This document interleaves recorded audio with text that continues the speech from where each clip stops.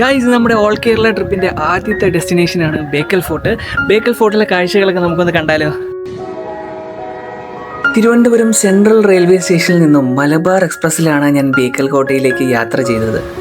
ചരിത്രമുറങ്ങുന്ന മണ്ണിലൂടെ അറബിക്കടലിൻ്റെ തിരമാലകളെ സാക്ഷിയാക്കി ഒരു യാത്ര. കവാടം കടന്ന് ഉള്ളിലേക്ക് ചെല്ലുമ്പോൾ നമ്മളെ സ്വീകരിക്കുന്നത് ചെങ്കല്ലിൽ തീർത്ത കൂറ്റൻ മതിലുകളാണ്.